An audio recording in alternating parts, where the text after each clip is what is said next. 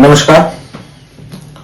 ज्योतिष सीखने की इस सीरीज की आज दूसरी क्लास है। प्रथम क्लास में हमने जाना कि राशियां क्या होती हैं। राशियां तारों के समूह को कहते हैं। इनकी संख्या 12 है। आज हम आगे बढ़ते हैं।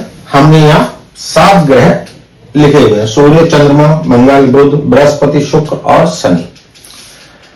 परंतु ये सभी जानते हैं कि ज्योतिष में 9 ग्रह माने जाते हैं। इन 7 के अतिरिक्त राहु और केतु।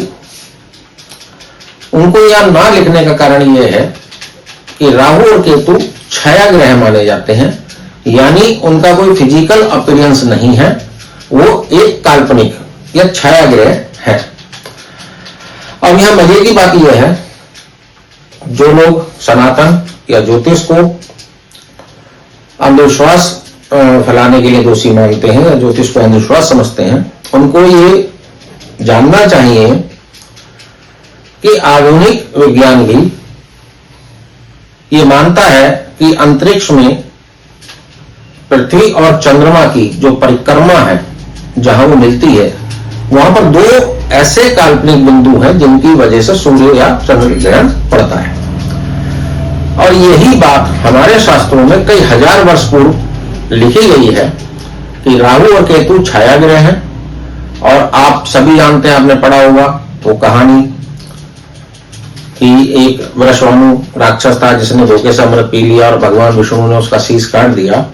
शीश राहु बना और धड़ केतु बना। हमारे ऋषि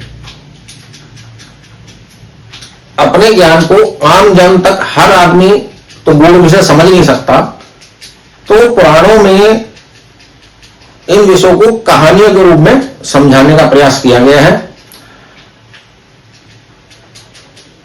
फिलहाल आप ये समझिए कि ज्योतिष में 9 ग्रह होते हैं, जिनमें कि राहु और केतु को कोई फिजिकल अपीयरेंस उनका नहीं होता, छाया ग्रह हैं और उनको कोई राशि भी प्रदान नहीं की गई है। तो 7 ग्रह हैं और 12 राशियां हैं।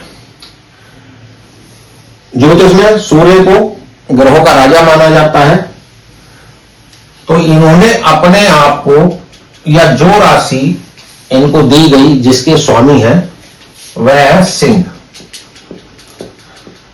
सिंह राशि के स्वामी सूर्य है। सिंह राशि का नंबर क्या है?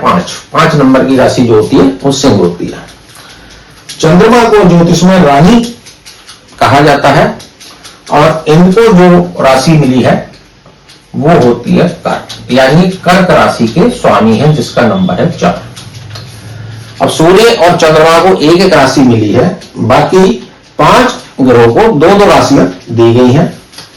मंगल मेष और वृश्चिक के स्वामी है।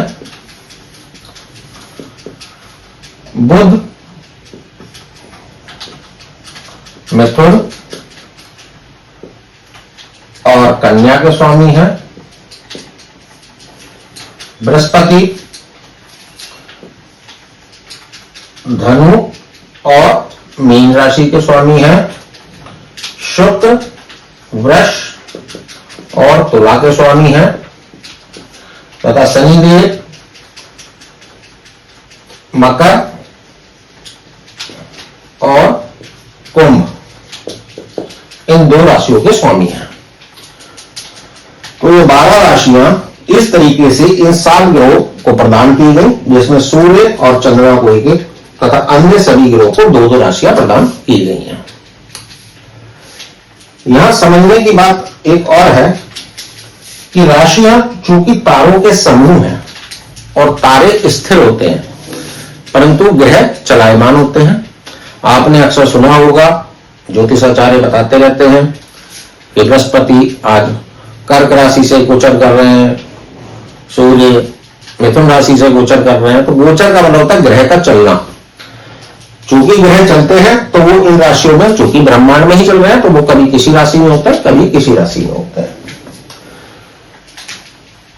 तो इस प्रकार हमको ये याद रखना होगा। ये बेसिक चीजें हैं छोटी छोटी, कि सूर्य समेत 7 ग्रह जिनको ये 12 राशियां प्रदान की गई हैं। तो आज हमने राशियों का स्वामित्व समझा कि किस राशि का स्वामी कौन है।